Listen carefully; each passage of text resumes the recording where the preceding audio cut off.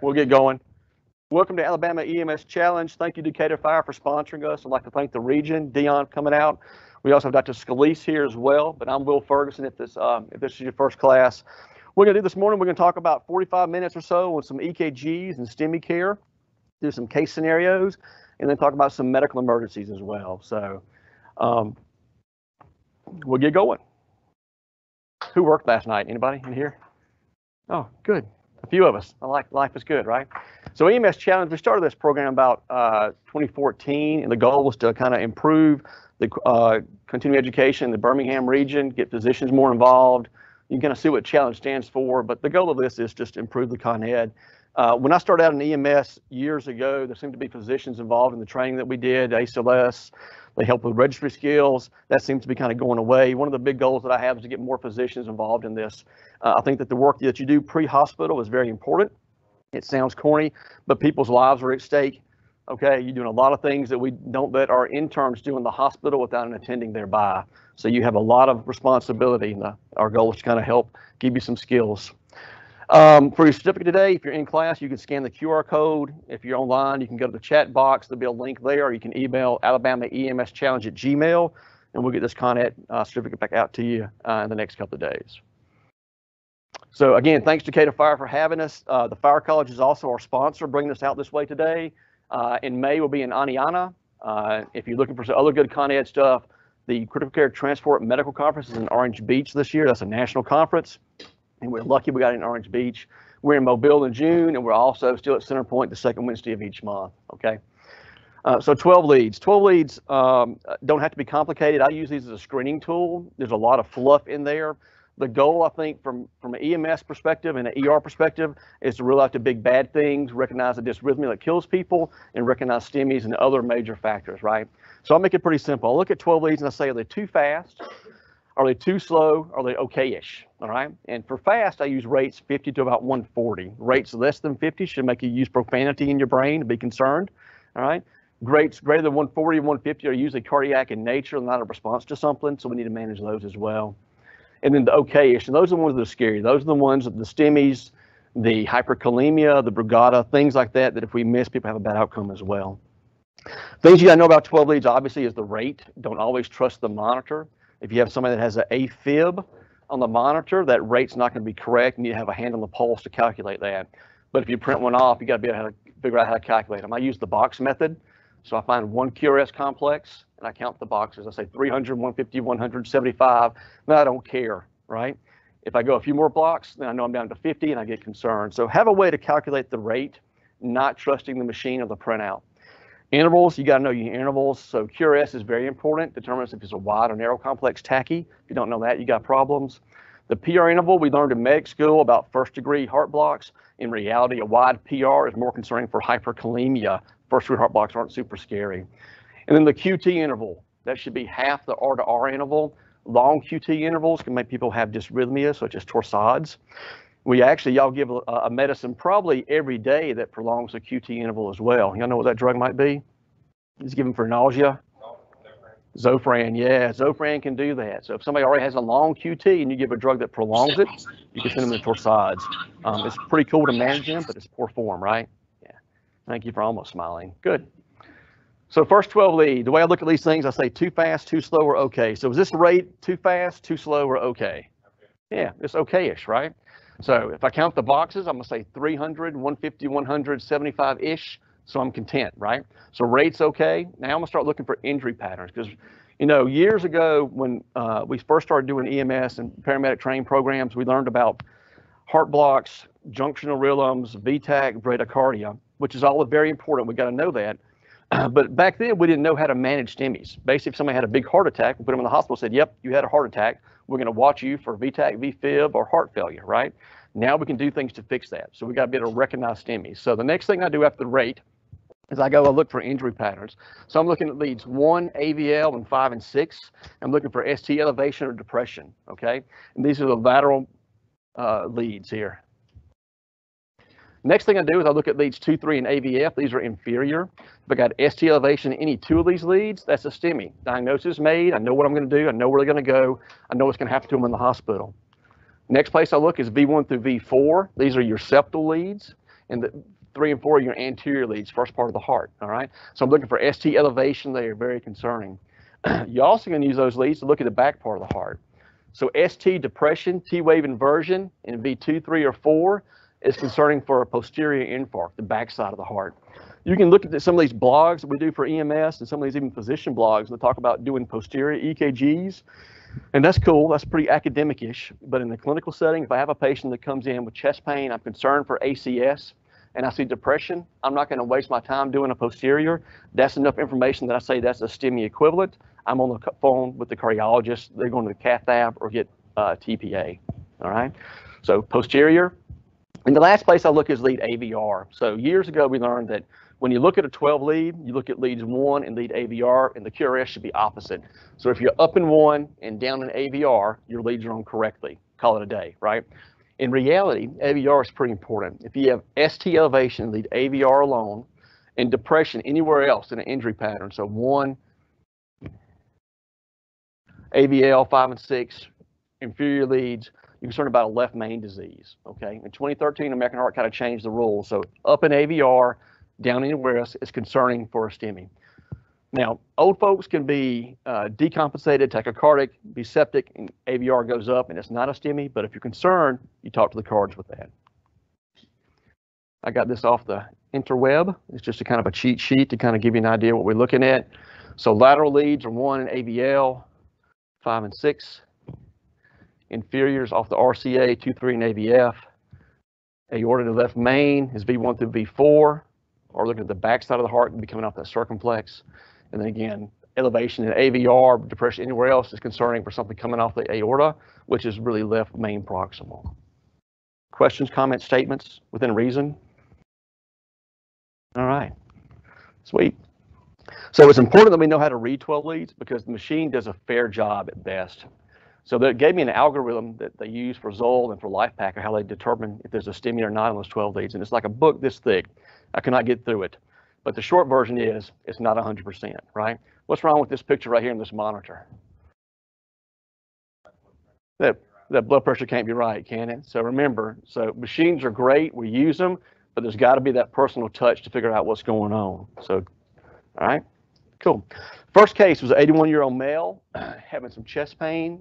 You recall to the Family Dollar. He said he's had chest pain for a week. He feels weak, chest pain for a day, but feels weak, a little bit nauseous, shortness of breath.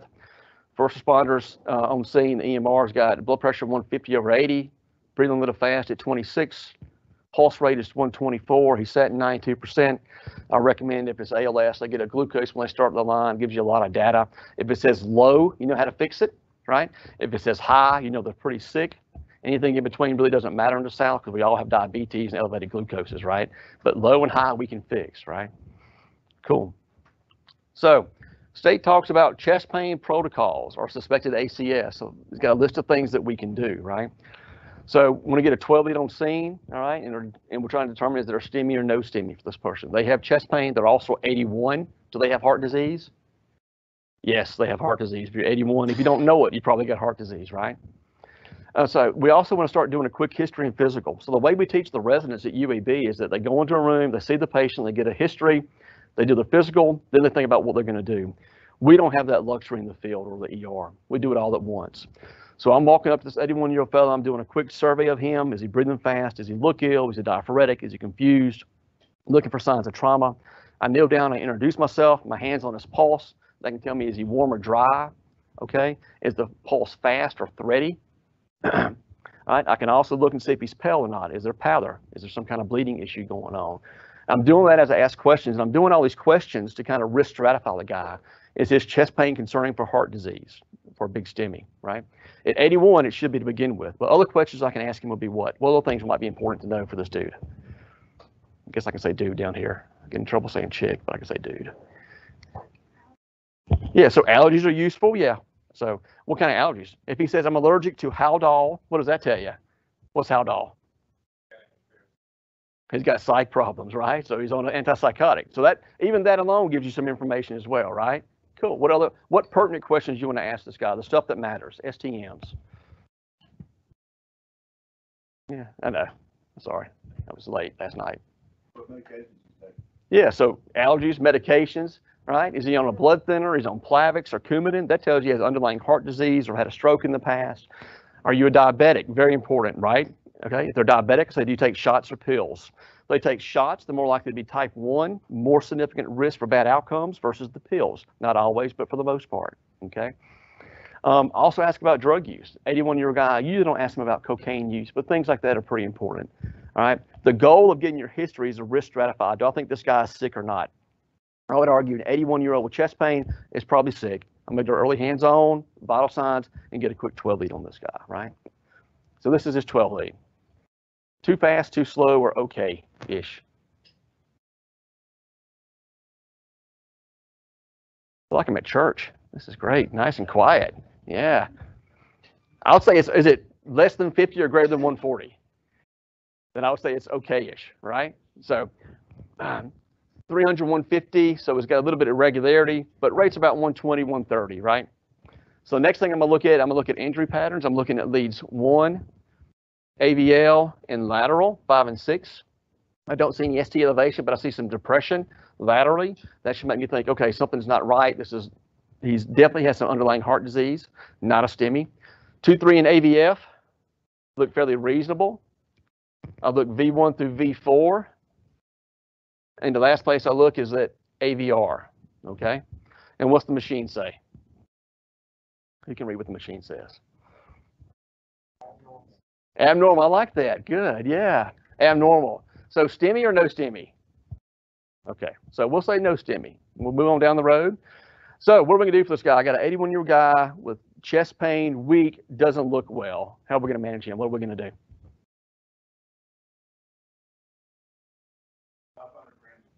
No, sir.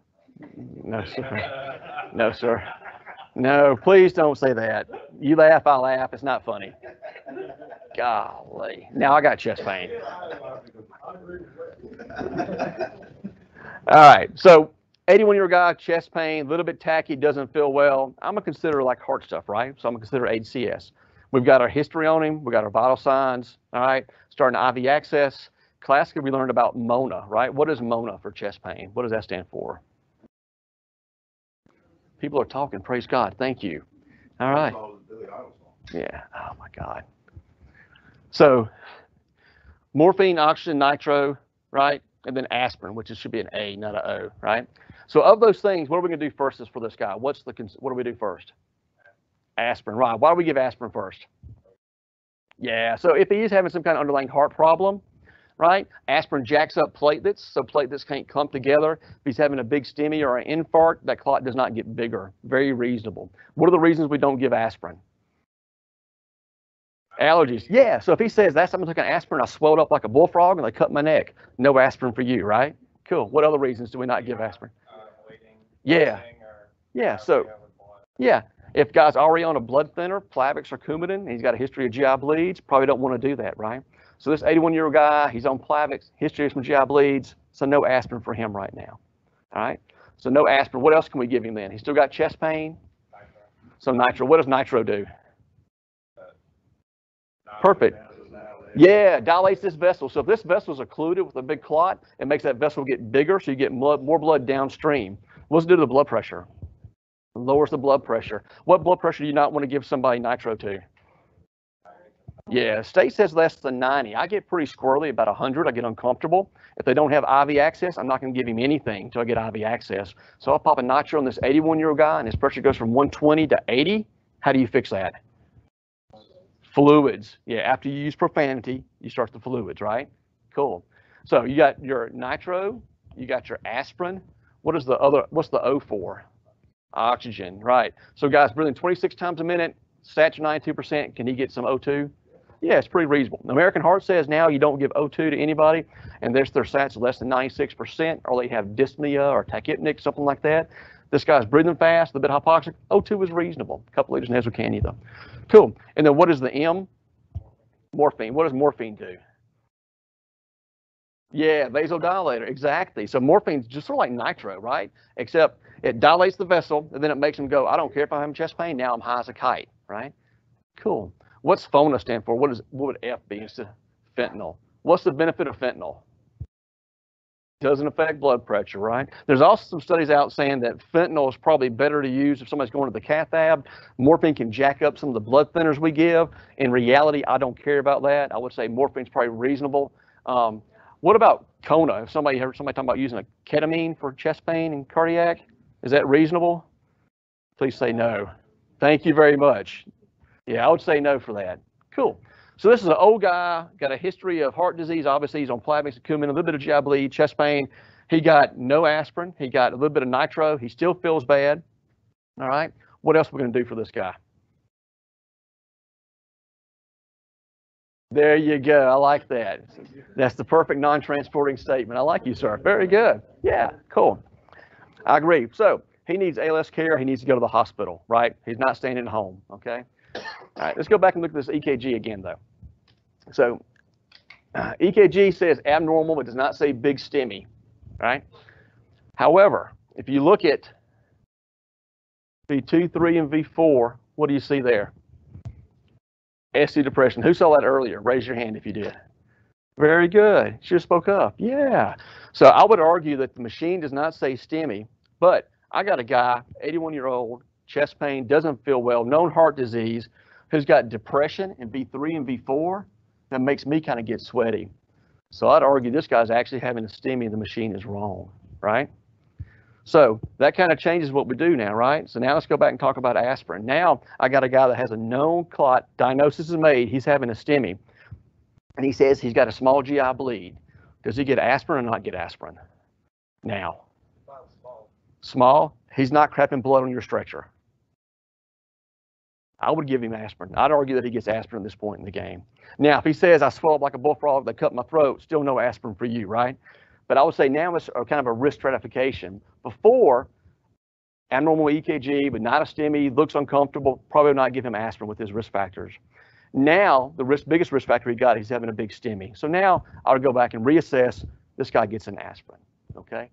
So you can see how the diagnosis kind of changed what you do as far as risk management of these people. Cool. So ALS shows up, he's got to go to the hospital. We got two choices when he gets to the hospital. He can get a thrombolytic that kind of is a clot buster, kind of opens up the vessel. So if he's got a big clot in his veins, in his coronary, we give a clot buster, TPA, like we give for strokes, or TNK is another one, Redivase in some places. It takes that clot, breaks it up, floats downstream, and we get perfusion back. Folks do well, okay? The other thing we can do is we can take him to the cath lab. The cardiologist put a wire in this vessel, put a balloon it open, then we put a stent in there, all right? And there's a risk to both of those things, all right? So some questions you want to ask these guys having STEMIs, and this is in our state protocols. Have y'all seen this? Everybody shake your head like this. I know you haven't, but shake your head up and down anyway, right? So technically, anybody that's having a big STEMI, we should do this form and turn it in. In reality, what I tell the guys that I work with is know the questions to ask to risk stratify. Can we give them a thrombolytic or not?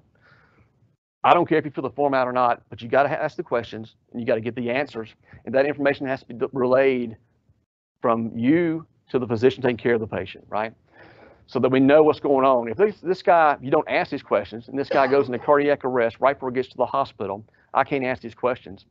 And if there's a chance that I knew he was having a STEMI, now he's in cardiac arrest, a VFib, I can't get him out in a couple of shocks, I can give him a thrombolytic. But if you tell me he just had brain surgery 3 weeks ago, or he's got a big GI bleed, some reason that I can't give him a clot buster, now I can't do that. Does that make sense?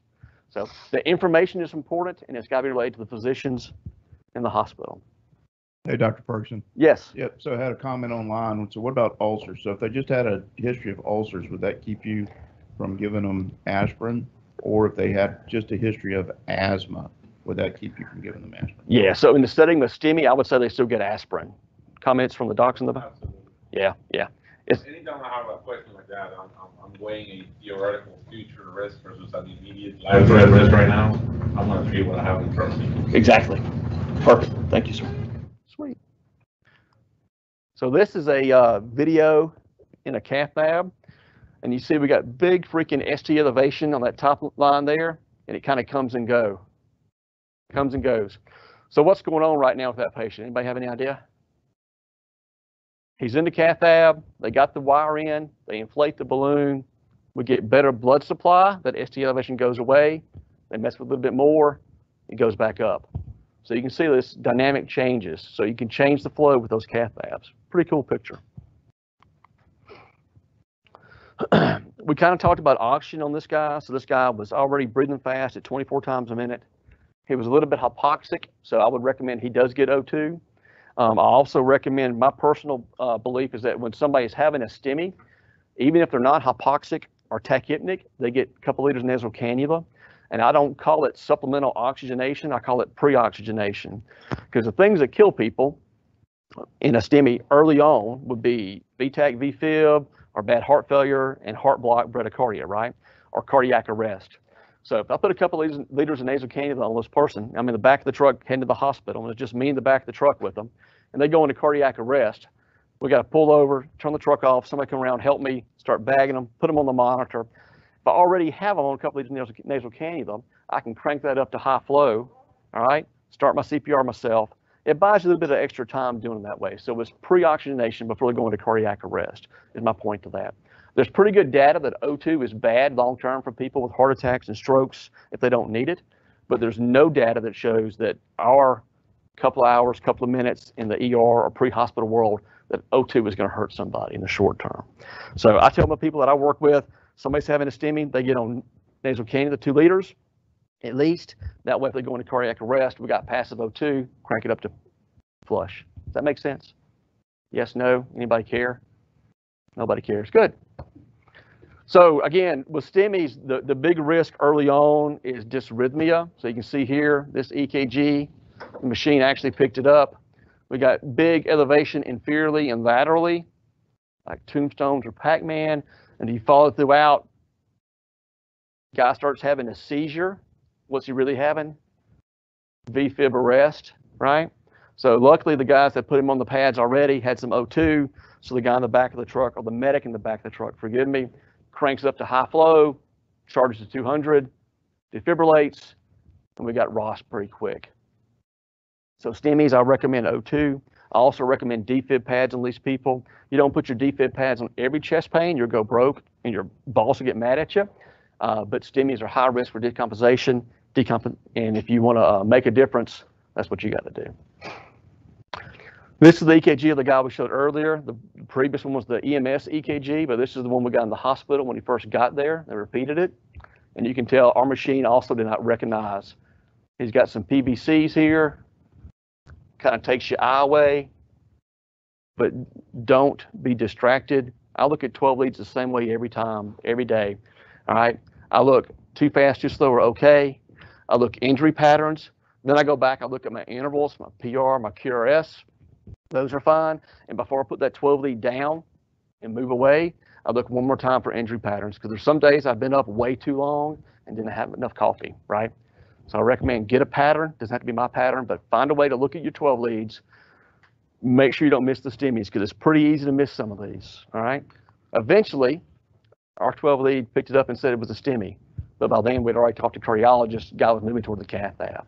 You cannot trust the machine. Cool. And this is just an overlay that I showed you. So we got depression, 2, 3, and 4, which is reciprocal change from the back, so it was all posterior. Cool. Questions, comments? All right, 34-year-old male with some palpitations. Initial vitals by the EMR is 132/64. His glucose is 98. Breathing a little bit fast at 99%. They got a pulse rate. It's way too fast. So what could this be? What could be causing palpitations? Too many monsters. Yes, sir. You heard my talk earlier. Yes. 4 per 8 hours is too many. You have to detox from that. Just saying for a friend, right? So, yeah, too many monsters. Monsters, caffeine. What else could do this? Yeah, he could have a history of SVT. Yeah, or AFib, right? He could have been smoking a little bit of weed, a little bit of crack, a little bit of spice. Nobody does that in Decatur, do they? No.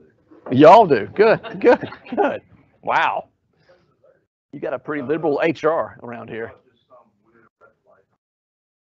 It can do it too, right? Yeah, so all those things. So palpitations. So what are you gonna do? Kneel down, introduce yourself, get a quick history and physical, look for things that matter as you put them on the 12 lead, right? So this is the 12 lead.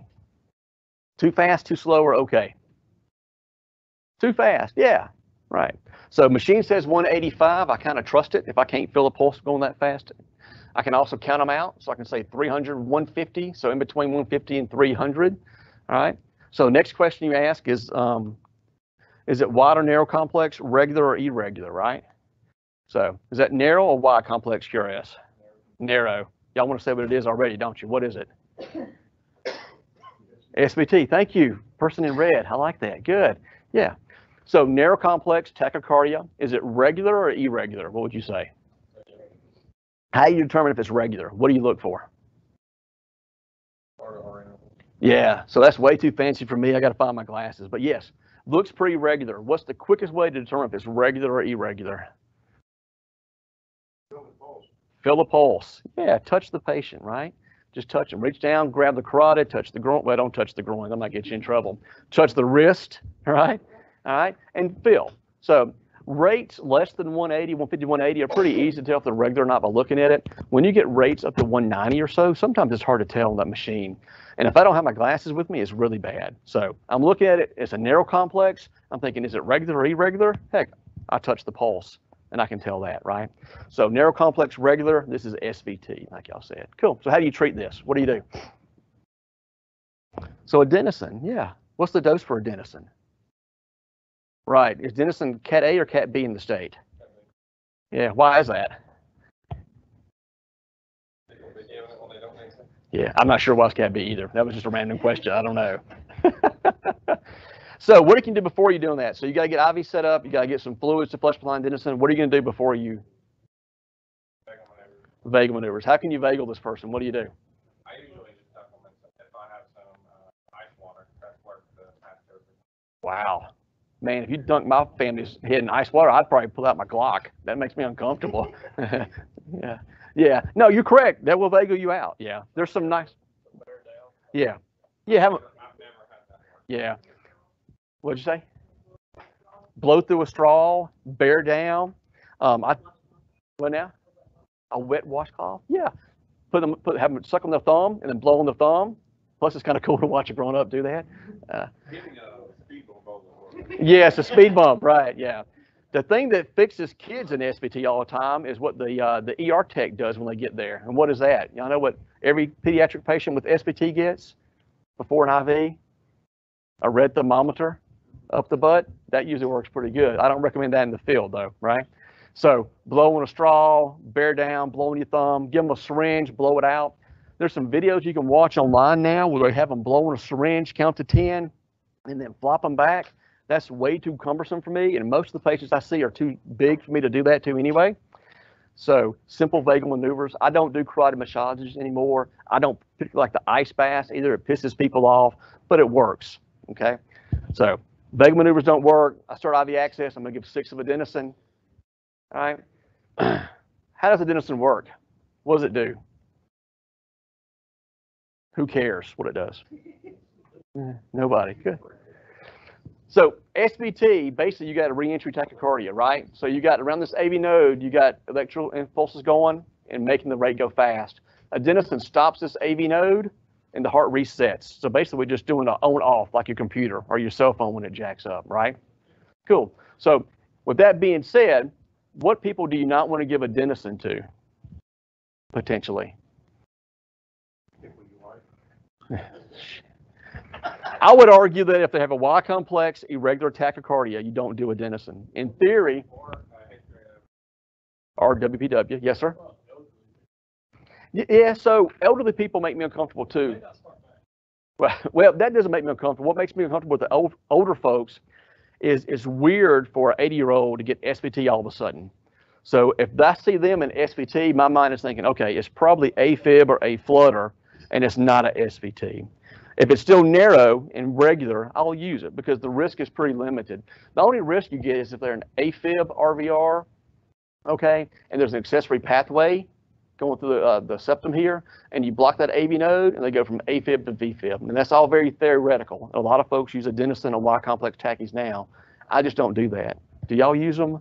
If it's regular, I'm a bit less nervous about using it. Okay. If it's irregular, absolutely not. Absolutely not. I agree. Yeah. But you know, I think we're getting a little bit more, I don't want to say comfortable, but a little more complacent using it in quite complex, but it still makes me really, really nervous. Yeah, I agree. It makes me uncomfortable too. So older people, and if any irregularity at all, I'm uncomfortable doing that. It's one of those things that I typically like for somebody smarter than me to kind of look at me and try to do that, like you. So Yes. I know you ignore my next 30 phone calls about it, but that's okay. So as a regular rule, I would say avoid. Yeah, I agree. Cool. So this is the patient on our 3 lead. We give 6 of adenosine, and what happens here? What's going on here? Yeah, it's breaking. Plus, we got an artifact because now she's using profanity. She thinks she's dying, right? So she feels uncomfortable. You get artifact. Everybody freaks out for a second. Everybody grabs the pads, breaks open the epi, and about 5 seconds later, you see P waves, and this comes back. Very cool stuff. So always warn your patient, you're going to feel like dirt for a second. It's going to be okay. All right. All right. What about this one? This is a guy at Walmart who passed out, diaphoretic, breathing 30 times a minute, and does not feel well. You get on scene. He's got a weak, rapid pulse. This is your 12 lead. And somebody already said it. What is that? VTAC. All right. So the question with VTAC, when we go through too fast or too slow, right, is are they stable? And stability is relative. All right. So the question is, do they have a pulse or not? So dude has a pulse, right? So how are we going to treat this guy? Synchronized cardioversion is probably the best way. We have some other options. There's some medications. I'm more of a synchronized cardiovert kind of guy. Electricity fixes this. Things that I think about is, are they self-sedated? So if this guy is alert, smoking a cigarette, talking to me, I'm probably not going to zap him without sedating him. That's probably poor form. He'll call my mama names, right? However, if he's diaphoretic, working hard to breathe, a little bit confused, he's already got poor perfusion. He does not need a sedative. He needs synchronized cardioversion. Cool.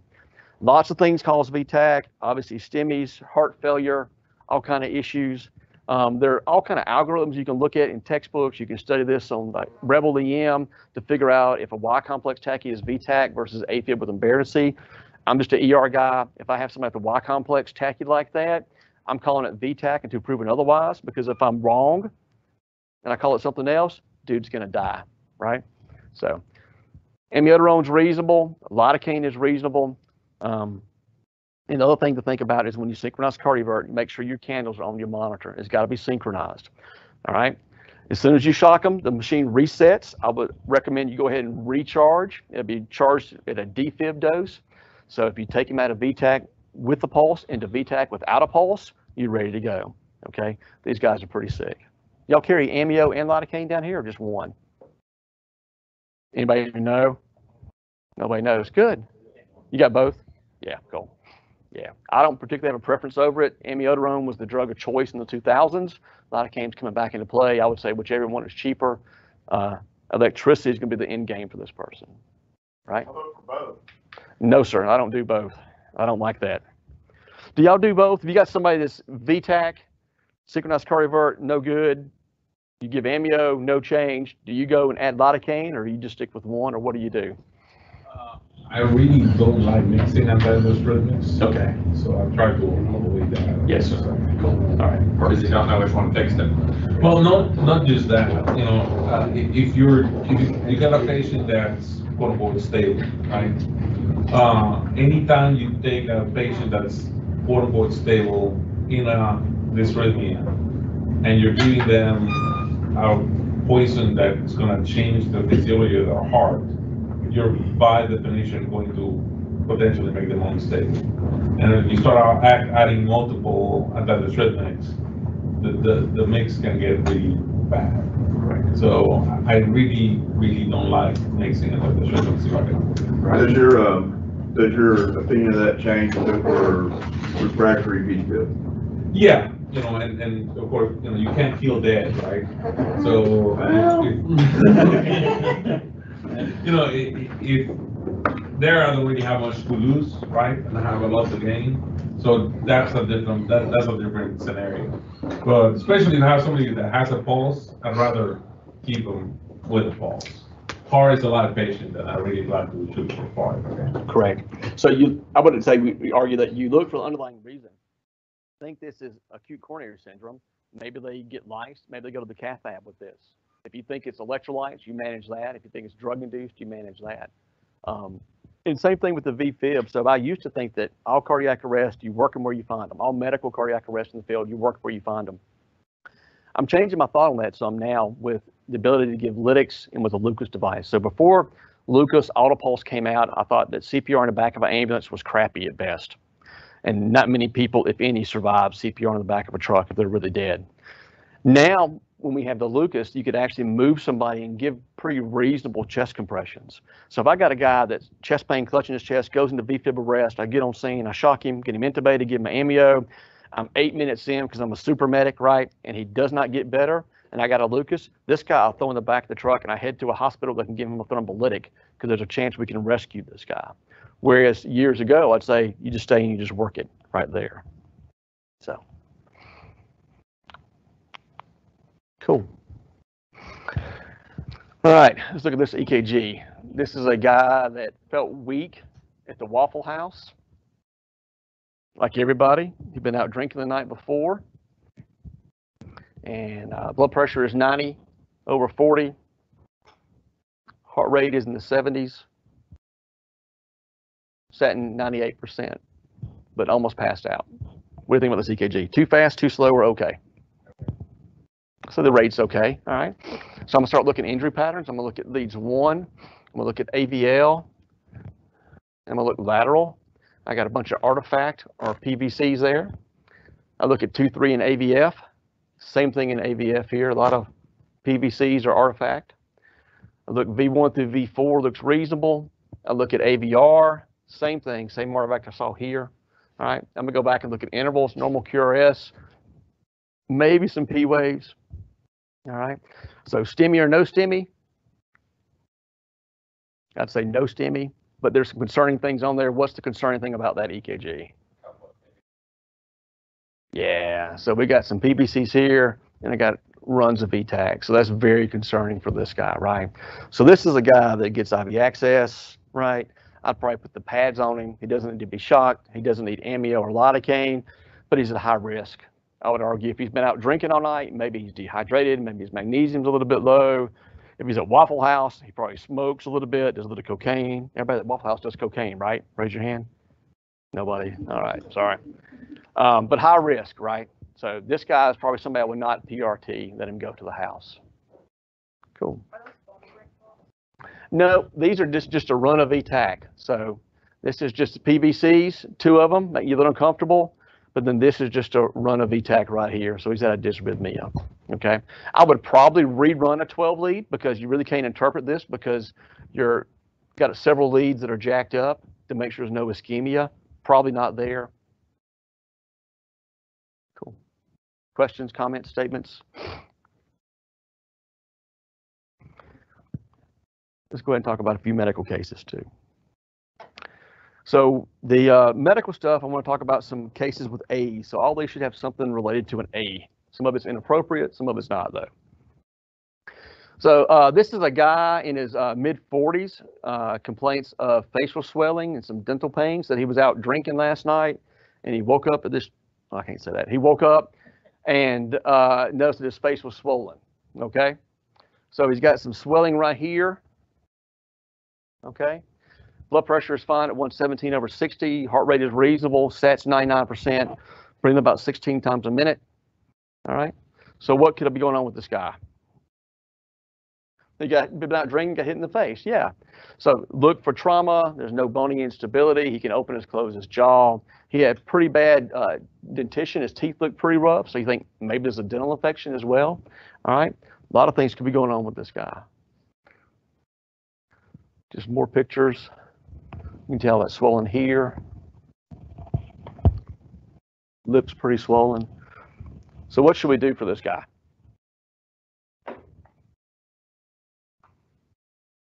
Get him a turkey sandwich. Give him a turkey sandwich. Yeah, right. Sodium helps everything, right? So he could have injury. He could have an infection there. All right. I would get a good history on the guy. He doesn't remember last night. Ask any allergies. Yeah. Are you allergic to something? It could be an allergic reaction. All right. Yeah. Yeah. One specific area. Yeah. Do you take the Syncope? So it could be a ACE inhibitor induced angioedema. Lots of things going on, right? So this guy, I saw him, and same thing. I wasn't sure what was going on. I started talking to him. I asked him what kind of medicine he took. He takes the blue pill, the white pill, the green pill, all in a Walmart bag. Can't figure it out, right? Okay. So my thoughts: dental abscess, facial cellulitis, allergic reaction, some kind of trauma. All right. And then you've already busted my joke. So what is that? Nobody knows. Funky comedina, angioedema. Great. Thank y'all. This is a tough crowd. So angioedema, right? It could be ACE inhibitor induced. When you think about facial swelling, you think about a couple of ways to get there. Histamine, like you said, allergic reaction, mast cell response, okay? The bradykinin or bradykinin, depending on what part of the state you're from, is due to ACE inhibitors, all right? There's some hereditary angioedema out there. There's actually a family up near Coleman that has this. I've seen them a few times. And then obviously trauma or edema from trauma and swelling can cause that. With the histamine response, what's going on is some kind of allergen attacks the cells. You release histamine and everything swells up. You're right. Sometimes allergic reactions are diffuse everywhere, right? Respiratory, skin, itching, low blood pressure, anaphylaxis. Sometimes you get it just in the soft tissues around the face, in the mouth. And the concern with that is airway issues, right? So if this guy said that he had been, he's allergic to shrimp and he went out to a Chinese buffet last night, and now he's got this, what can we do to help treat this guy? Yeah, Benadryl, yeah. So I would argue probably not epi at this point. Epi is really good for anaphylaxis. So if you have more than one organ system, so if he had facial swelling and he was wheezing, I'd probably think about epi, but at this point I probably would not do the epi. But Benadryl is really good, very reasonable. What else can we give him in the hospital? Anybody know what drugs we give him in the hospital? Steroids, yeah. What's another good drug we can give him? That's kind of like Benadryl. You take it after you go eat at that Chinese buffet anyway. Pepsid, yeah, H2 blocker. So medicine's not exact. So Benadryl is H1, Pepsid is H2. They do have some cross reactivity. So a little bit of Pepsid or Zantac is pretty reasonable for this guy too. Cool. If we think it's ACE inhibitor induced angioedema, that's due to the medicine, the blood pressure medicine jacks up clotting factors. I'm not going to go into. It makes me go to sleep when I talk about it. But in short, it causes a vasodilatation of the smooth muscle of the mouth and the face, and you get some pretty big swelling. All right. There's some drugs we can treat that out there now. We used to use a lot of fresh frozen plasma. It restores those clotting factors and make that facial swelling go down. Problem is it takes a couple of hours, 2 to 4 hours to work. Only works in about half the people, and there's a risk of giving somebody blood products. If they already have significant facial swelling, you're probably better off managing the airway. There's some neurodrugs out there, TXA, that we use in the state for trauma, for hemorrhagic shock. Actually, there's some good case studies that TXA will kind of reverse some of this and works pretty quick. That would obviously be a Cat B. The mainstay of therapy for angioedema is airway management. So early airway management, nasal intubation, cricothyrotomy, or trachs. I would argue that early intubation with a videoscope or nasal intubation is better. Surgical crics and trachs, even when done in a trauma center, are usually a bloody mess and a bad day for everybody.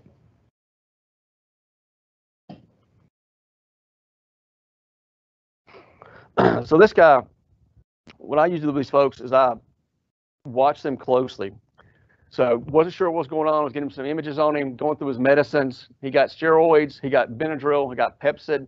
There's really no big risk to those things. So if it was ACE inhibitor induced, it's not going to help him, but it's not going to hurt him. Did not give epi at that point in the game. And I move him close to me, and I have him take out his cell phone, and he takes a picture of himself every 5 or 10 minutes, so that way I don't forget what he looked like, because I'm a guy and I have ADHD, right? And when he started getting more facial edema, got tongue involvement, he got an early airway. So pretty good sized fella, ended up getting a 6.0 ET2 being. Everything is already swollen, moves pretty quick. So the mainstay of therapy in these guys with facial swelling is observation and early airway management. So these guys in the field, this is the guy you look at and you recognize as soon as you see him, doesn't matter what the cause of the swelling, he gets transported. You call him for transport to get him to the hospital, because these guys can be a bear to manage if you wait too long on him. About 45 minutes. Yeah. Yeah. This is another guy that came in, same thing, said his lip just started swelling, started bugging him. You can see picture 1 a little bit. He said my tongue started feeling fat. So picture 2 is there. And that was a pretty rapid onset, probably 30 minutes or so as well. And you can tell second picture, we're already getting him exposed. He was going to be sedated, and we're going to intubate him early. We intubate him early because that way it's safer for him. And 6 hours later, if he doesn't need the tube, I pull it out. All right. If he does need the tube, he's already got it, and I feel pretty good about my life. But this guy wasn't sure what it was. It wasn't anaphylaxis. It was some kind of angioedema. He got Benadryl. He got H2 blockers. He got some steroids from me. All right. That wasn't working. Then he got an Airway Management. I missed my breakfast. That's why that's there. I like bacon. This was another guy I was called to check on. He'd already been seen by another provider. Older fella, a little bit hypertensive. He said that his tongue would swell off and on for the past year or two since he started a new blood pressure medicine. So it's kind of easy to tell what was causing this guy's stuff, but pretty concerning airway, right? If you look here, very swollen, this ACE inhibitor-induced angioedema. It isn't just the lips and the tongue, it's that posterior pharynx as well. So if it was just tongue swelling, a blind nasal intubation like we learned in medical school works pretty good. But with somebody like this, a blind nasal is not going to do a lot because it's swollen back here. You're just going to be jacking around and not getting a good job. So Benadryl, he actually got steroids, he got H2 blockers, he got a little bit of ketamine, and then he gets videoscope in the mouth and gets intubated. Videoscopes kind of changed the way we manage this. Trying to intubate this guy with a DL is going to be horrific. What about trying to get a surgical airway on this guy? Is it going to be good? No. Yeah, that's not a good day for anybody. A lot of swelling there. This is Ludwig's angina. This is usually coming from a bad dental infection. So what happens is someone who gets a dental infection is not treated appropriately or for long enough. And that dental infection goes from the jawline into the soft tissues under the tongue. So that tongue gets pushed up and you have a lot of swelling here. So again, these people need rapid treatment to the, transport to the hospital. These folks usually get intubated via a bronchoscope through the nose, all right? Because it's really tough to open the mouth and even get a blade in there because there's nowhere for that blade to go, right? Even a videoscope, all right? Surgical airways are bad because this area is full of pus. And it's like digging down through pus to get there. So these make me uncomfortable. These patients may not be short of breath, may not be hypoxic, but they're going to say, I can't open my mouth. Most of them have pretty bad breath because of the infection there as well. But the trismus, can't open the mouth, pretty firm tenderness. These guys move to the hospital pretty quick.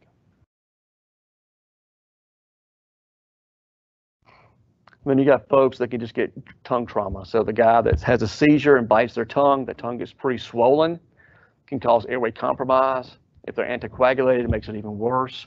The good news with these people is that these folks you can actually nasally intubate, like we learned in medic school, because this part of the airway back here, the posterior pharynx, upper airway, is not swollen, it's just the tongue. So you can usually get behind that. It's still tough to get a blade for videoscope in them, but nasal intubation works pretty good. This is a guy we had semi-recently, dialysis patient, anticoagulated, had a seizure, bit his tongue, went to CT scan, came back from CT scan. He's got snorous respirations, not moving air. You can see he's been trached in the past before. That tells me it's going to be a horrible airway. He was about 3 Alabama units in size as well. So he gets a nasal ET tube, right? It's just the tongue. So who's nasally intubated somebody in the past year? Well, no, past 2 years. Yeah, so nasal intubation is kind of a lost art with drugs for RSI and with ketamine in the field. But it's still a skill that you can use sometimes, and it's pretty brutal.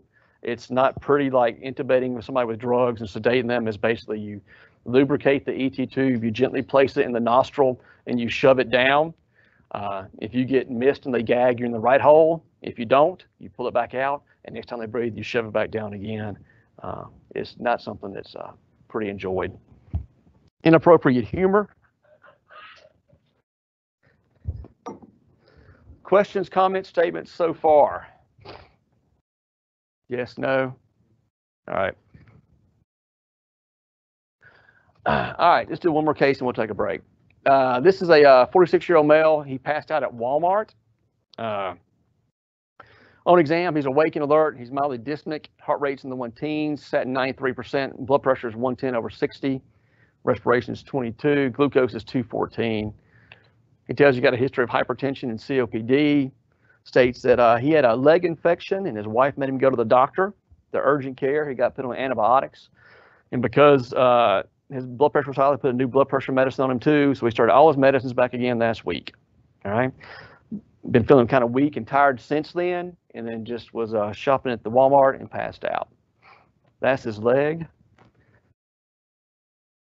Nice, big and swollen. What'd you say? Toenails. Yes, sir. Yes, sir. Yes, sir. All right. So, questions you want to ask this guy? When do you start feeling bad? He gave us some of that data. I'm down on the ground talking to him, checking the radial pulse. It's fast. It's there, but it's a little bit weak. Guy's obese, breathing fast. When I listen to him, he's a little bit wheezy. All right. And that's his 12-lead EKG. Too fast, too slow, or okay-ish? Okay-ish. That's a good one, isn't it? Yeah. So less than 140, greater than 150. Let's say 300, 150. Yeah. So like in the 120s, maybe. Now I'm going to start looking for injury patterns. I'm going to look at lead 1. Looks abnormal, but it's not a STEMI. AVL and lateral. I got some T-wave inversions, but no STEMI. 2-3 in AVF. Looks abnormal, but I don't see any big ST elevation.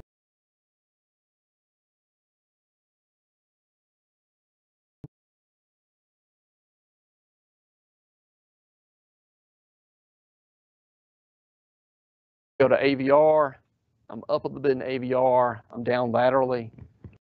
All right. Next thing I'm going to do at this point is I'm going to go back and look at my intervals, and I'm going to say I got a long PR interval. My QRS is a little bit wide. It's greater than 120. So now I got a wide QRS. Now we start thinking about bundle branch blocks. So this is a little bit deeper, and this is something that it's important to understand left bundles and right bundles because it determines there's some rules out there that kind of give you an idea if that left bundle or right bundle is a STEMI or not. If you looked at this and you saw this and you were concerned enough that you talked to the hospital, sent the EKG, and moving toward a STEMI center, that's fine. No risk. I mean, no foul. Everything's great. But in reality, this guy's got a Y complex QRS. If you look at V1, he's up in V1. So this is a right bundle branch block, is what this is. And with true right bundles, you do get some of this T-wave inversion here. Okay. However, I'm content if you look at this and you say, okay, I got T-wave inversion depressions, V2, V3, V2, V3, and V4. I'm concerned this is a STEMI or STEMI equivalent, posterior MI, and you manage them that way. That's still very reasonable as well. Okay. But right bundle branch blocks show up anytime you get some kind of right heart strain. So if you have increased pulmonary pressures, it makes the right side of the heart work harder and get bigger. As that heart gets bigger, you get that bundle branch block. So things that can cause a right bundle branch is chronic hypertension and left-sided heart failure will cause it. Other things, COPD, pulmonary hypertension. We got this really big dude that smokes and wheezy, so he's probably got underlying pulmonary hypertension or COPD, okay? But anything that jacks up that right side of the heart or the lungs can cause a right bundle branch block, okay? So increased pressures into lung causes the right side of the heart to get bigger. As that gets bigger, it's harder for electricity to go through there, so you see that bundle branch block. And I can talk about vectors. Some of you guys are already sleeping, so no way I'm talking about vectors. Cool. So this is that guy's EKG, too fast, right bundle branch block. All right. So what's going on with this guy? So we got a obese guy, history of hypertension, diabetes, just recently started his medicines again. He's got a big swollen leg, increased work of breathing, kind of wheezy. What's going on? What could be going on with this guy? Not more than one thing. Exactly. You're right. So this is the guy that you got to think about a bunch of things. So what things could it be? Yeah, it could be a PE. That's the big bad thing, right? He also is a big guy, recently started blood pressure medicines. Maybe he's hypotensive now. Blood pressure of 110/60. That's like low for anybody in Alabama. Who here has a blood pressure that good? Anybody? Oh, wow. 2 people. Great. I know I don't. All right. So he could be just hypotensive due to his new blood pressure medicines. He could be septic. That leg looked pretty jacked up. All right. All right. He could be a COPD exacerbation. He's wheezy. He's sick from that. All right. And then, like Chief said, he could also be having a PE, pulmonary embolism, right? So we don't have the luxury in the field to look at old EKG, so don't know if this right bundle is new or old. But if I have a guy that's short of breath, has a swollen leg, and a right bundle, that makes me think pulmonary embolism. And those things will kill you pretty quick. So you don't want to miss it, right? So he's syncopized, he's relatively hypotensive, he's tachycardic. There's the S1, Q3, T3 you've heard of probably before, where you get a S in 1, a Q in 3, and a T in 3, inverted T wave. That's in about 25% of the people PEs. The scary thing with this guy is he's short of breath, tachycardic, and now I got a right bundle, which is right heart strain. Cool. So what happens with this is, for some reason, this guy has a big swollen leg, infected, obesity, from some reason, right? Blood supply slows down, he gets a clot in that leg, then it travels up the right side of the heart and goes into the lungs. When it gets into the lungs, the blood supply to the lungs diminishes, so he gets poor perfusion there, he gets hypoxic, you get increased pressures, he gets hypotensive, all right? And these guys can decompensate pretty quick. The way we diagnose these in the ERs, we use a CT angiogram. Chest x-rays don't tell us anything. There's a test called a VQ scan that we can use sometimes. They inhale this radioactive gas, and we can kind of look to see how it goes. But in an obese person with COPD, it doesn't give us a lot of data, all right? So CT angio is the gold standard. When you look at a CT angiogram, the black here is the lungs, the white is the pulmonary artery, and you can see there's a big thrombus right there. So big blood clot there.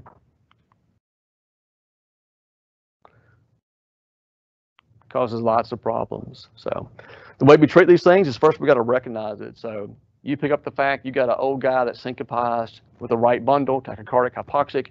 Even though it could be blood pressure medicines, it could be septic, it could be COPD, you think the things that kill people first, PE, you recognize it, you let us know your concerns. He gets high flow O2, all right, we correct his hypoxemia. He gets anticoagulation, he gets aspirin just like a STEMI would. In the hospital, we give him heparin or Lovenox, blood thinners, all right? In the old school, they used to do surgery for these people, but surgery is pretty bad. Imagine opening up your chest, digging out a clot from your artery in your lungs, not a good thing. So now we use blood clot busters, just like we do for STEMIs and stroke. So you can do TPA or TNK, things like that. Works pretty good. And that's a post-mortem blood clot. Anybody been in, you don't have to raise your hand for this, but anybody admitted to the hospital now is put on blood thinners while you're in the hospital, right? And the reason for that is to prevent DVTs, which cause PEs, which kill people. All right, let's take about 5 minutes or so, take a break. Any questions about this within reason first? Thank you. Hey, Doc, we did have one that texted in. So the physical exam on that guy's leg, would that, for you, would that raise your suspicion of an untreated DVT? Potentially, but how many legs have y'all seen like that don't have DVTs, right? So you put it all together. You can't just look at the leg and say what's going on. You got to put the whole picture. Guy that's syncopized, who's hypoxic, tachycardic, with signs of right heart strain, you put it all together, all right? And we could be wrong. That guy, that same scenario could have somebody that's just septic from that infection and get all that stuff. But you got to think about the things that kill people quickly that we have to move fast on, all right? We rule that out, then we work on the other things. All right, let's take a break.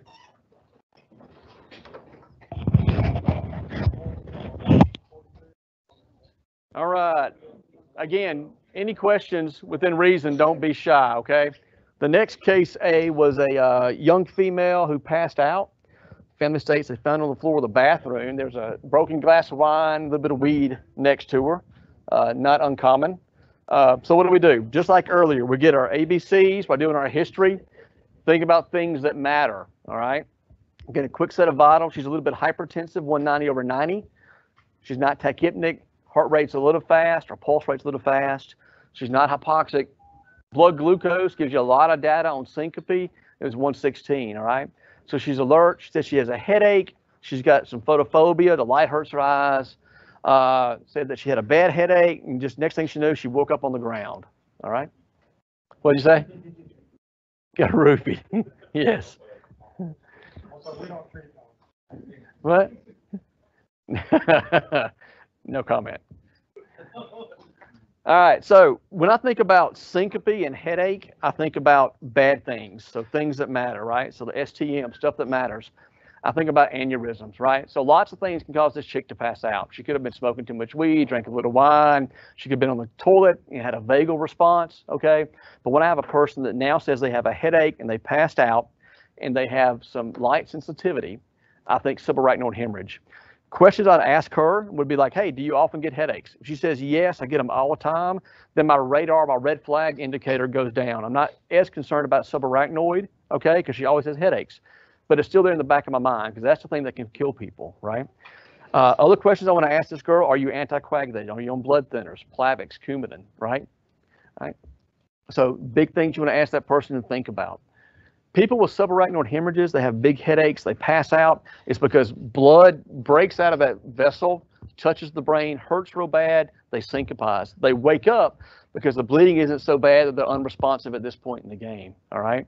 So it's almost like the classic finding of epidurals, you know, the dude hitting the head with the bat, he passes out, wakes up a few minutes later, gets up, keeps playing, doing whatever, and then 40 minutes later, he goes unresponsive and postures. Subarachnoids are similar. You got a weakness in the vessel, that vessel ruptures, it causes excruciating pain, headaches, right? They pass out and they wake up, and then until it bleeds more, they're okay, all right? So subarachnoid hemorrhages are usually from a weakness in the vessel. If you think about subdurals, epidurals, we talk about in trauma, the dura kind of lays over the brain. I think of it as like saran wrap, organic saran wrap covering the brain, pretty thick stuff, all right? Under that is the arachnoids, right? So cool.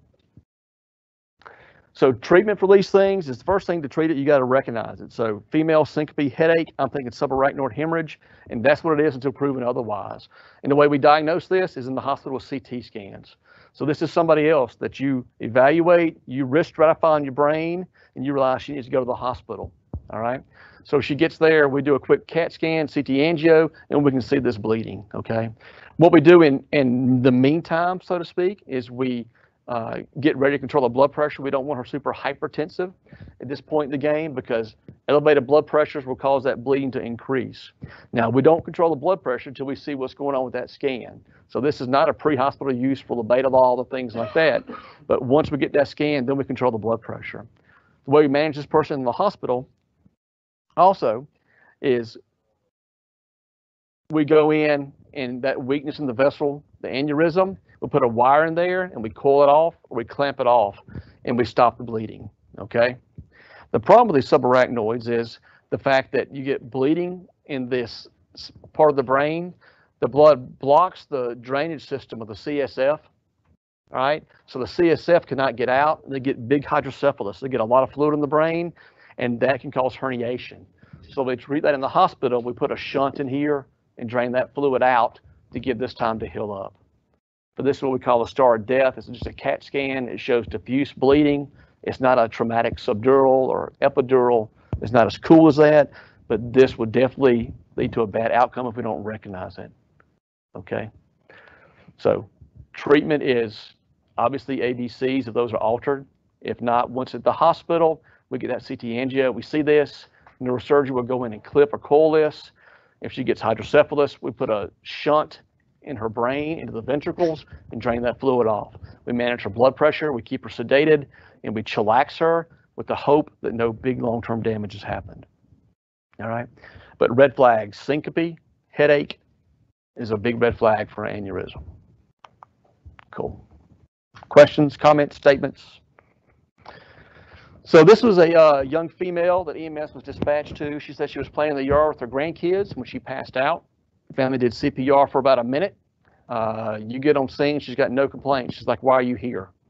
Anybody ever show up to that before for the CPR for a few minutes and the patient's talking to you? It makes you think how much Busch Light have they had, right? And what they've been drinking. So what do? You do your job, right? Do a quick assessment. Hands on the patient, get a set of vital signs, do a quick assessment, appropriate history questions. Has it ever happened before? All right.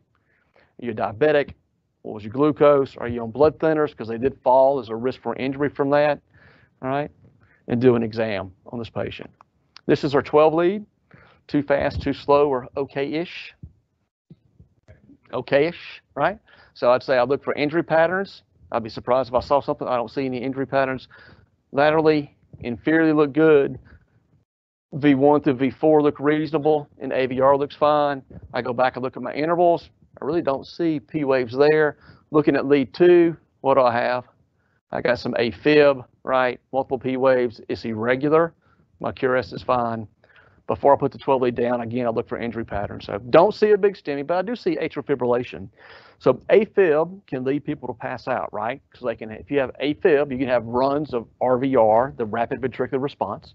They can also get on medicines for AFib, slow your rate down. Sometimes these guys get pretty bradycardic. So it could have easily been a dysrhythmia for her, right? So she could have got tachycardic or bradycardic and passed out, all right? However, when I think about syncope, the other thing I like to do is I like to listen to listen to heart sounds. Now, I know what you're thinking. Nobody listens to heart sounds in real life, right? And I only do it on about 3 different types of patients. Anybody else, I don't really care. I mean, I care deeply, but it doesn't matter, right? So if I got somebody that syncopizes, I listen to their heart sounds, and I'm listening for big murmurs, right? So if I hear a big murmur in somebody that syncopizes, or I was told they had CPR for a few minutes, what I'm listening for is a big murmur. If I hear a big aortic murmur, I think about aortic stenosis, okay? And that's basically where somebody who has chronic hypertension, the aortic valve gets real thick and hard to get blood through. And what happens is when somebody's exercising or doing something, their body's demands outweigh the ability of the heart to pump blood. So the heart's beating fast, but because that valve is stenotic, it can't get blood through there, so they pass out. When they pass out, they quit doing the exercise, the activity they were doing, all right? So heart rate slows down, they're able to get enough blood supply back through the vessels and perfuse the brain, and they wake up and they feel good. So I got this older lady who was playing with her grandkids that passes out that now has a murmur. So that is aortic stenosis. And that's one of the only 3 times I think murmurs actually matter. So if I hear syncope or passed out or maybe CPR for a few minutes, I'm going to listen for that, okay? Aortic stenosis really screws up your output, okay? Same scenario, except now you're at a local gym with a 13-year-old kid playing basketball that passes out while running. You get there, he looks great, okay? That guy gets a 12 lead, even though he's 13, all right? You're looking for weird dysrhythmias, looking for abnormal EKG. We're talking about brugada earlier at the break. So that's ST elevation in V1 through V4. Obviously, a 13-year-old is not going to be having a STEMI, right? But you see changes in that EKG, you think brugada. And brugada can make people go into funny dysrhythmias, VTAC or torsades. They can pass out, wake up, and nobody picks it up. But this is also going to be called HOCM, hypertrophic obstructive cardiomyopathy. It's a heart defect, all right? So basically, instead of the valve being jacked up in this kid, the left side of the heart's pretty thickened. So when he's out there running and playing, okay, the demand on the heart outweighs the ability for the heart to pump. So they pass out. When they pass out, they basically rest and they wake up again. So syncope in an old person that was doing that, or even a young person, I'm listening for murmurs. If I hear a big murmur on that, this is very concerning. If we don't fix this, if we don't get them a defibrillator placed inside of them, this is the guy that, you know, you see in the news that was at the gym playing basketball and didn't just syncopize, they actually died. So I'll say this, you know, we tend to be getting complacent with age on patients who have chest pain. I'll tell you that there's 2 complaints that I don't really care how old you are and how young you are. I'm going to get an EKG, a 12-lead EKG on you, and that's chest pain and syncope. yes, You're an 8-year-old that comes into my PTR with chest pain, I'm getting a 12-lead EKG on you. You have a 3-day-old that quote unquote passed out, I'm getting an EKG on you. So syncope and chest pain, I don't care about the age, I'm getting a 12-lead on you. exactly. There's no danger for a 12 lead. You're not going to hurt somebody. He gives you all the information. Sorry. I was just going to say, even if they shook, you know, Seizure. we've seen seizures be mistaken for, you know, it looks like a seizure, but it's not. Exactly. And if you can't hear online, they're talking about seizures as well. So anybody that has a seizure, you get a 12 lead, right? Because who here has gone on a call for seizures and you get on scene and they're doing CPR? Has anybody ever done that? Yes, that's fairly common that somebody has a seizure, and that's because they had a weird dysrhythmia, right? And poor perfusion, you get there as cardiac arrest. But seizures could also be torsades they come out of, or brugada, or something weird. So EKGs, there's no risk to getting one. The only risk is if you get it, you got to look at it and decide what to do with it, right? And that's easy for you guys. You look at it and say, yep, you're going to the hospital. Sweet. So 3 things I think about when I hear murmurs, and is I think if you have syncope in a murmur, I'm thinking aortic stenosis, or I'm thinking HOCM in kids, hypertrophic obstructive cardiomyopathy, right? So murmurs and syncope is what I think about. If I do a murmur and I have this if I have this EKG, if I have a STEMI, and they're hypotensive, they're in cardiogenic shock, I'm going to listen for heart sounds as well. And if I hear a murmur with this EKG, what's going on with this one? Anybody know? Anybody care?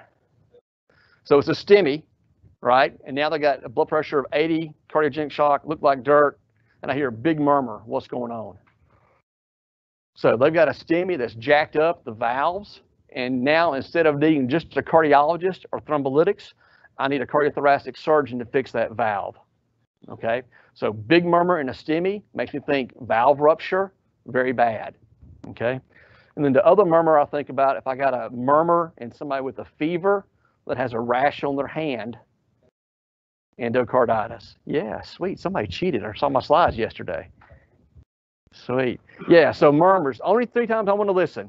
If I got a STEMI, I'm going to listen. If they're in cardiogenic shock, if they syncopize, I'm going to listen. Or if they got a palmar rash, I'm going to listen, right?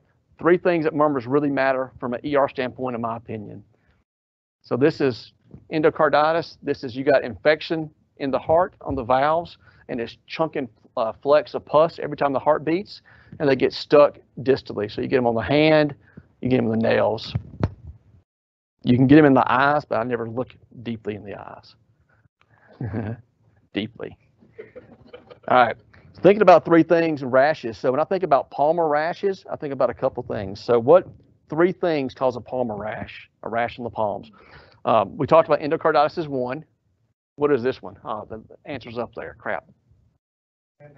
Very good. Thank you, sir. Yes, you get a coin. You get a coin. Good job.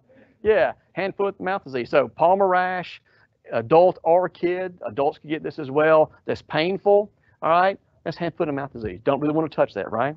What's the other rash that shows up on your palms? No. Poison ivy. Come on, man up. Poison ivy. Syphilis. Right. So I'll shake anybody's hand without a glove. I don't mind it unless you got a rash on your palm, right? Because if I got a cut on my hand and they shake my hand and they got syphilis, I just caught syphilis, and nobody's going to believe that I caught syphilis by shaking hands. You know what I'm talking about? I'm sleeping in y'all's garage tonight. So palmar rash, I think endocarditis, okay, versus hand and foot mouth disease or syphilis. Of the 3, I take endocarditis. All right, 81-year-old female. I don't know if this happens up in Decatur, but in South Shelby, it happens quite often, right? So I got an 81-year-old female passed out by dancing in church, all right? So what do? Obviously, like before, we're going to do a quick assessment, hands-on, vital signs, hands on the pulse. Hey, ma'am, what's going on, right? Heart rate's 94, respirations are 22, blood pressure is 102/60. She's satin fine, her glucose is better than mine, 102. So pertinent questions, are you a diabetic? Do you take shots or pills? If you are you on blood thinners? Any recent medicines? Has this ever happened before? Okay. On exam, she's pale, she's weak, all right? She's got no murmur, right? This is her EKG. Too fast, too slow, or okay-ish? Okay-ish. I'm gonna look at injury patterns. I'm gonna look at lead 1, AVL, and 5 and 6. That's not a STEMI. That makes me very uncomfortable low. ST deviation, depression, T-wave inversion. I'm looking at 2, 3 and AVF. Same thing, T-wave inversion, not a STEMI, but it should make you start thinking she's probably fairly ill. V1 through V4, a little bit of ST depression, T-wave inversion in 4, but not so much in 3 or 2. So really not going to call that a STEMI equivalent, but it makes me uncomfortable. And the last thing I do is I look at lead AVR, and I'm elevated in lead AVR. So remember we talked earlier, if you're up in AVR and you're down anywhere else is concerning. So I'm up in AVR and I'm down laterally and inferiorly. So this is kind of a STEMI equivalent, right? So she could be having a big one here, right? Before I put the EKG down, I'm gonna look at my intervals, my QRS complex, and I'll re-look at my injury patterns, all right? So things I want to ask her is anything new going on. She already told me she's on blood thinners. She told me that she felt weak and she passed out. And she told me she had been boo-booing, right? So what does that mean? Anybody know what that means? It's not that kind of boo-boo, right? How about that kind? Oh, that's great, isn't it? Yeah. Who's ready for lunch? So I got an 81-year-old female who's crapping blood, who is syncopized and looks pale. Going back thinking about her heart rate was only 94. You think if somebody is bleeding out in an 81-year-old, they'll be tachycardic. However, what medicines do most 81-year-olds take that would make that not be the case?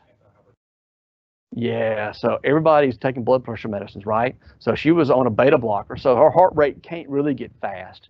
So 94 is pretty freaking fast for somebody that's beta blocked. So is she sick or not sick? Sick, just like the picture. Yeah, excelente. Oh man, the goat didn't fall over. I had a fainting goat. So what are we gonna do for this lady? What does she need? I got an EKG that shows that she's up in AVR, down laterally, so it's a STEMI equivalent, but she's also crapping blood and a little bit tachycardic, a little bit hypotensive. So what are we gonna do for her? Who said that? Somebody said something. Fluids, yeah, she gets IV access, she gets some fluids, right? So she needs a fluid bolus, she's volume down, okay? With her, that EKG finding is probably due to the fact that she is hypovolemic, and if we give her fluids or blood products, that EKG is gonna normalize out. I would still talk to your med control, talk to your hospital and say, hey, look, I got an 81-year-old female that's syncopized, she's got an EKG finding concerning for a STEMI, but she's also crapping blood. Now, make it nicer than that, okay? But that's the gist you wanna give them. So EKG needs to be looked at by the physician, but you also got to think about the underlying cause. So she gets fluid products, fluid, and she probably gets blood products at the hospital. Cool.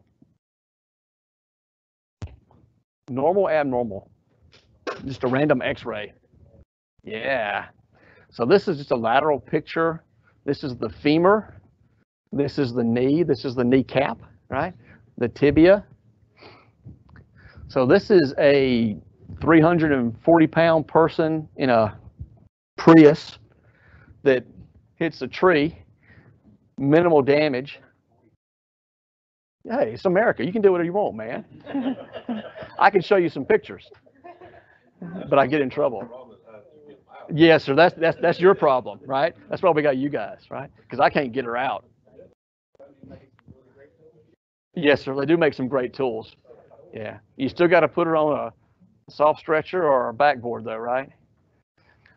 So she's a little bit tacky. Blood pressure, you really can't get a blood pressure. She's so big, it's hard to get a cuff on her, but she's got a good radial pulse. She's got no chest or belly pain that you can ascertain, but she says that her leg she can't feel her toes and can't move that leg. What are the concerns with this injury right here? Right, so you got a big femur fracture, and we all learned in medic school that femur fractures are bad. You can do some damage, but you also got to think, what artery runs right behind the knee? Yeah, so femoral's on the side, and then popliteal turns into that, right? So this thing is dislocated, so we think about laceration to vessels up here, and we think about an occlusion or disruption of the vessel down here. So she's going to be bleeding through here, then it's clotted off down here, so you can lose that leg. This is a pretty significant injury right here. So in the hospital, this lady needs to be reduced like 10 minutes before she got there. And we're getting her ready to go to the OR. Very bad injury, okay?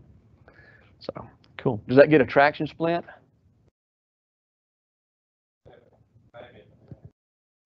If she's 340 pounds, no, I'm not going to get a traction splint. Yes, sir. Yes, sir. Yeah, yeah. So, right, and I would argue that in this report, if you're concerned, obviously it's easy to see with this, but if you have an obese person in a vehicle, you think about when they stop, all that weight is going to go forward, big risk for causing injuries like this.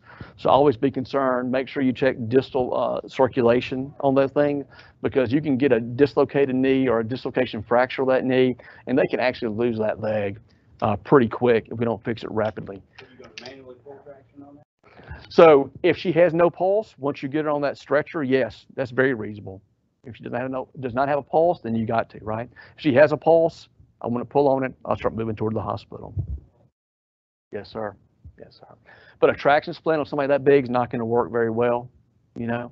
But the point is, think about things like that when you go into the ER so that the person that you give report to in the hospital knows you're concerned about this. Because if you show up and give report to the nursing staff and maybe a distal femur fracture, maybe a sprained knee, and they sit and wait an hour and a half to be evaluated, we're way behind the 8 ball, right? So if you're concerned about the patient, obviously give report of the radio quick and efficient, give report at bedside, but then go find that physician and talk to them. Remember, docs are just like you guys. We're overworked and we're busy. If they're not at the bedside with you and you're concerned about the patient, go find them. I'd rather you come find me and say, hey, I think this lady's got a distal femur fracture or something bad going on, and me go look at her and either agree with you or not agree with you, than me find out 2 hours later she's in the ER waiting for me to be seen by me. Does that make sense? Okay. So we talk about, you know, how you put pressure on this patient, right? How are you gonna split this? How are you gonna mobilize this? Like, you get her on the truck, you know, she's in the back door, you pull on it, right? It's now out to the leg. How are you gonna split it? It also depends on how tall she is. Rookie's going to the hospital. She can be 5'3", 6'4". Or you can tie it to the end of the backboard. Once you pull traction, you don't release until you say, hey, take. Yeah, but that's, I mean, you got a 45-minute transport time. It's just you. What are you gonna do? You find you got spare stretcher straps, things like that, tied off around the knee somewhere close to the So I learned this from one of our old trauma surgeons, and this is one of the first things I learned when I came to hospital that she taught me, which is you got a good leg, that's your splint, right? And so you can take some padding, you know, washcloth towel, put it in between the two medium malleoli, between the two ankles, so that they're not running together. Invert her, feet so the toes are kind of pointing together, and just take them together. And basically, you are, using one leg, the good leg, as a traction splint for the other leg. That's after you pull out. After you pull it. You're in umbilical cord. What did you say? I said, here I am trying to build a cord of one to keep this lady's leg from moving. Just keep it simple, man. Keep it simple. Yeah. For you online, y'all didn't hear that. The statement was you immobilize it to the unaffected leg. Pull it to length, you got circulation, tape them together. Works great. Excellent. Cool. All right. So let's talk a little bit about ketamine. All right. So ketamine came out a couple of years ago. What now? Long time ago. So ketamine was approved for pain management and also altered mental status, and I'd argue that's more excited delirium. So I know that where I work, there's some, I won't say issues with ketamine, but some things we need to think about with ketamine use. So ketamine, I am pro ketamine in the appropriate patient, but I will tell you that there's some places I work as an ER in the state that trying to get ketamine in the ER is tough. There's a place in South Alabama that I have to go to pharmacy and ask for ketamine, sign it out, and take it back upstairs to the ER to use. So the fact that we got ketamine in the pre-hospital environment is fantastic, but there are some risks to this drug you need to be aware of. So ketamine, what is it? It's a rapid acting general anesthetic. It works pretty good. It chillaxes people. All right. So you think about, people talk about getting high. So you got, LSD, psychogenic, ketamine does the kind of same thing. People can have good trips or bad trips with this. You talk about issues you hear online, issues with this medicine is emergent reactions or a bad trip. I think those from an ER perspective, I don't really care. If someone gets ketamine and they start having acute psychosis after that, I can manage that with benzos. Things I get concerned about are other side effects. So sometimes you get excessive salivation or laryngeal spasm. The laryngeal spasm is pretty easy to manage with positive pressure ventilation. So if they start having some stridor and drooling, you throw an ambu bag on there. You can usually bag them through that pretty quick. We manage salivation with drugs in the hospital. You can also just sit them upright and use some suction, right? Any drug we give can cause some vomiting, so always be aware of that with airway management. Ketamine can cause some hypertension and tachycardia.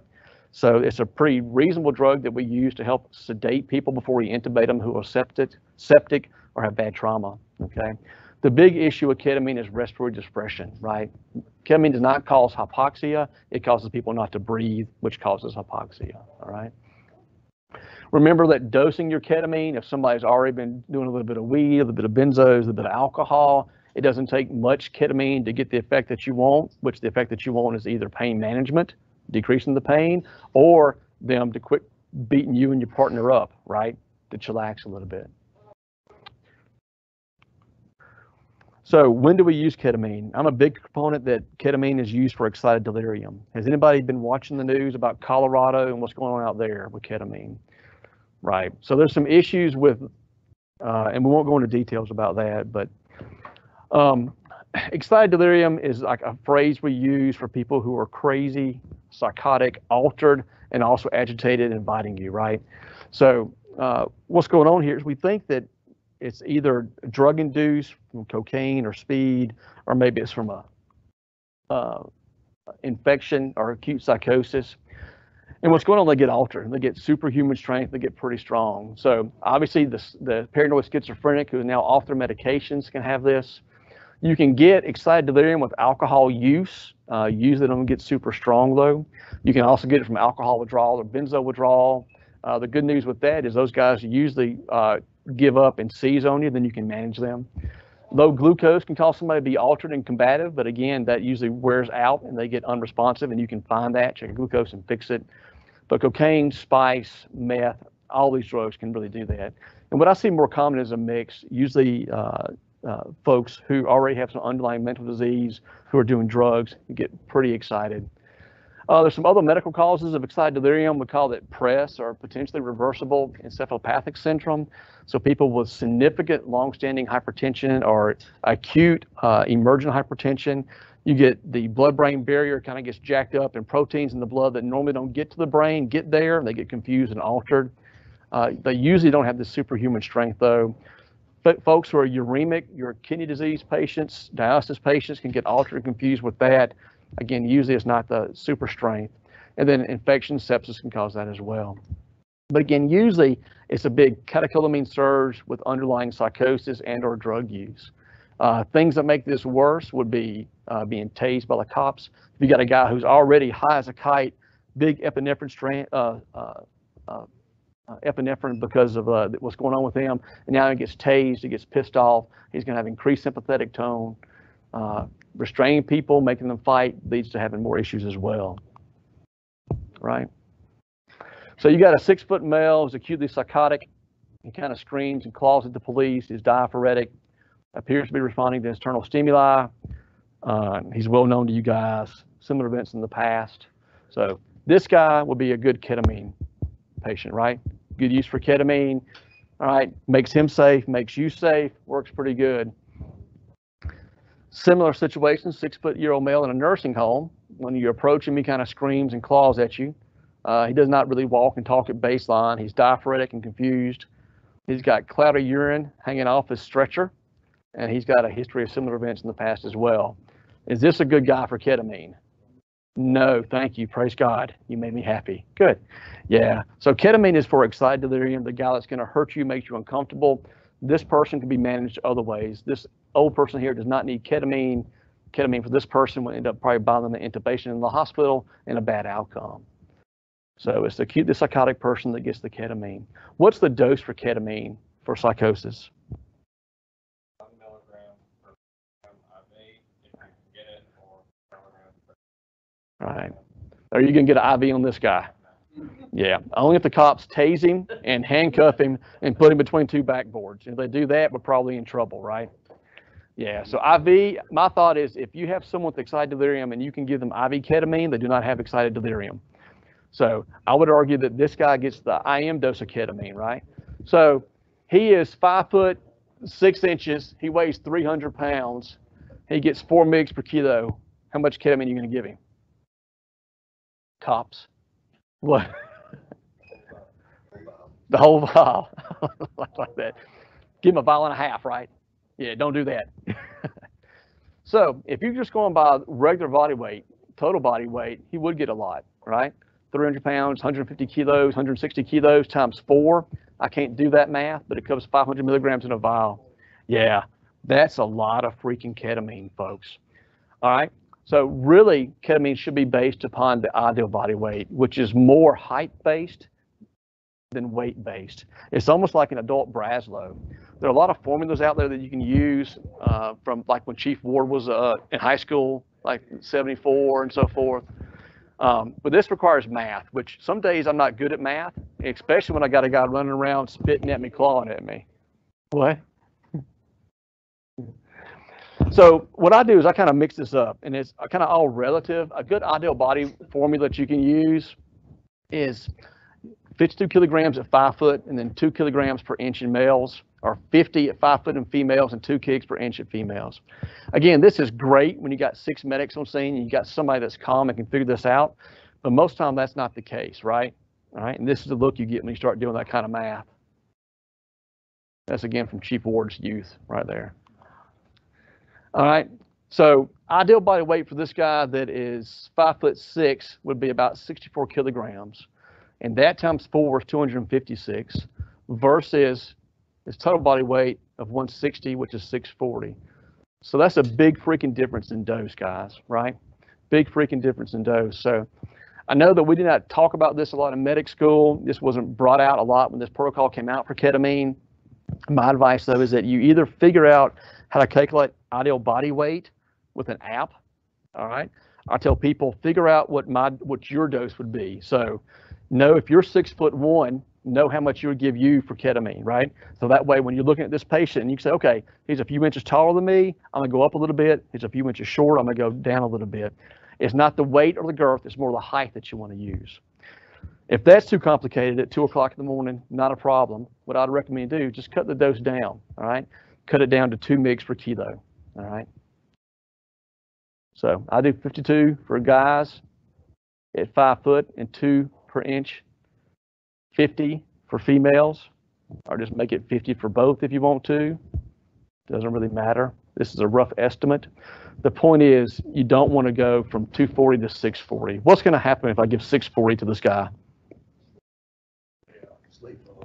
He's going to sleep for a long time. Hopefully that's all that happens. So ketamine is a relatively safe drug. So if I gave this guy 640, I can tell you about a guy that got 750 last week. Okay, all right, and he slept very well. He did get chillaxed, all right, but the risk to that is that he has respiratory depression and we don't recognize it. So regardless of the dose that you give, if you do the ideal body weight or you just cut in half and do 2 mg per kilo, once you give somebody ketamine, they're now critical patients. They're no longer that psych patient that you can just throw in the back of the stretcher or throw in the police car and they go to jail. They get ketamine, they go to the hospital, and they go to the hospital with ALS. Once they're calm, you expose them. That means you cut their clothes off, you put them on the cardiac monitor, you put them on the SAT monitor. Do y'all have Untitled capnography here? Nasal cannula stuff? Yes? Man, y'all got good money. I'm gonna come down here. I like that. So if you have capnography, you use capnography. If you don't have capnography, you got cardiac monitor and you got SAT monitor, all right? All right, and you're looking for things that kill people. So you're getting an AccuCheck, you're doing a quick 12 lead, you're looking for holes, make sure they're not shot or stabbed. You're looking for patches, any kind of cool tattoos. Look for things that kill people, all right? If they start becoming hypoxic, all right, you do not put oxygen on them. So you give guy 260 of ketamine, he calms down, you expose him, he's on the monitor, and now he's SATs are 84% and you're looking at him. The first thing you do not do is do not do oxygen, because we all know about passive oxygenation. You put him on O2, you crank it up to high flow, he's going to keep his SATs up for several minutes. But the problem with ketamine, it doesn't cause hypoxia, it causes decreased ventilation, right? So if he's hypoxic, you go back, you adjust the airway, you jaw thrust, you pull out a nasal trumpet, you lubricate it, you stick it in his mouth and stick it in his nose, lubricate it. If that fixes the problem, you high five your partner and it's a great day. If that doesn't fix the problem, then you grab an ambu bag and now you do oxygen. Remember, ketamine causes hypoxia because they don't breathe, chest isn't moving. So if they get hypoxic, you control their ventilation. And if you do that, there's no bad outcome, okay? If he gets so apneic that you have to bag him and now he needs to be intubated, if you recognize it and you intubate him and you confirm intubation with Untitled capnography, all is good. There's no problem there. The problem is if they get ketamine, now they're hypoxic, you put them on a non-rebreather, you drive down the road 20 minutes, you get to the hospital, now the guy starts seizing, goes into cardiac arrest because he wasn't hypoxic, he was hypercapnic because he wasn't breathing. Does that make sense? People die from ketamine because we don't manage the airway. And that's what you guys are the experts at. So do not do that. Hypoxia post-ketamine gets airway management before it gets oxygen. Questions, comments, statements within reason? Hey, Doc, we had one of our nurses comment. Please make everybody aware in the EMS world that the ketamine has a delayed effect. That just because on the scene or first 30 minutes they're not apneic doesn't mean that they won't become apneic once they're at the hospital, so you have to tell the staff. Yeah, so if you give somebody ketamine, again, they're a critical patient, when you get to the hospital, give report. How much ketamine you gave, why you gave it, okay?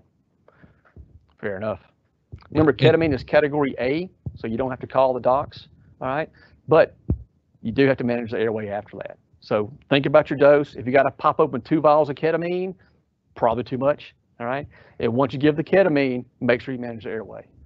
Yes, Yeah, sir. and just to be clear, the one big advantage for ketamine is that it should not cause respiratory depression. However, if you give it too fast, especially if you give it IV, which is why you should not give it IV for agitation, it can cause apnea. So you can cause apnea. That's usually short-lived.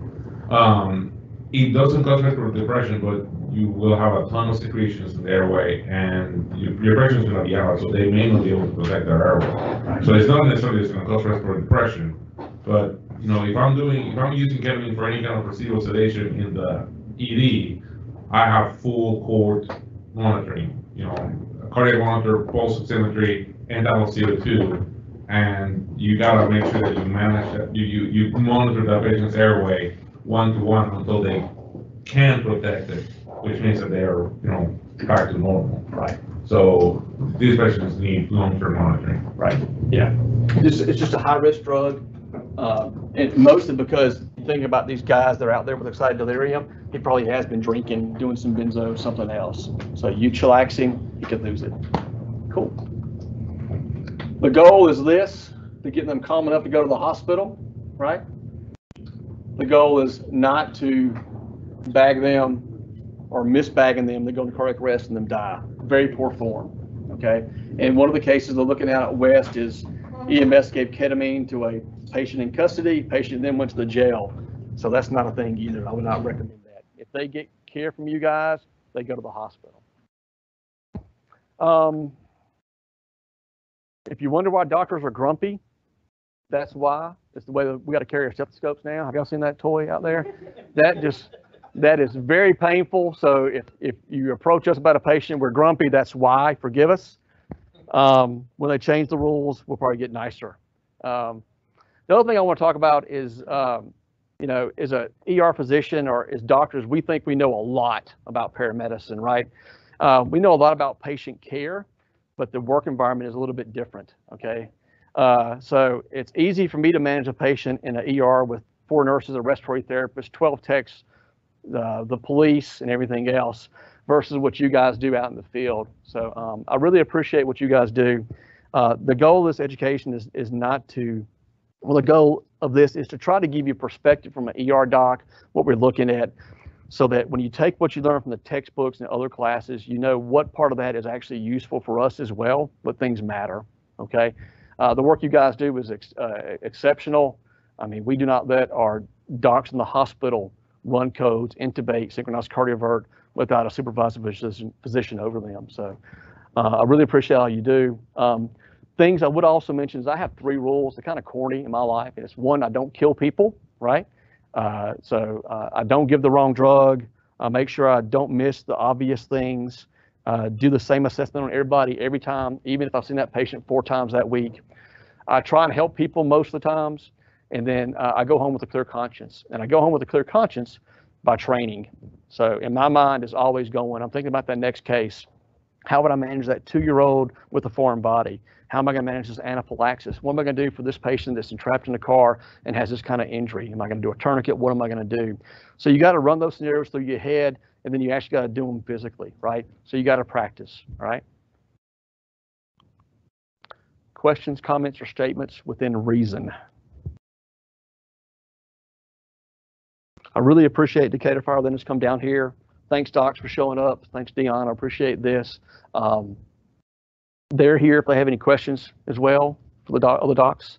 I know folks get tired of hearing me talk. I ramble on and on. Hey, thanks everybody for being here today, in person and online. Thanks to the Alabama Fire College for sponsoring us, for Decatur Fire for hosting us today. We really appreciate it. And for the folks in the Decatur area, we'll be having skills lab with Dr. Ferguson and the Fire College staff, 1 to 3 here at the Training Center for Decatur Fire. And that's all I got. See everybody next time. Thanks.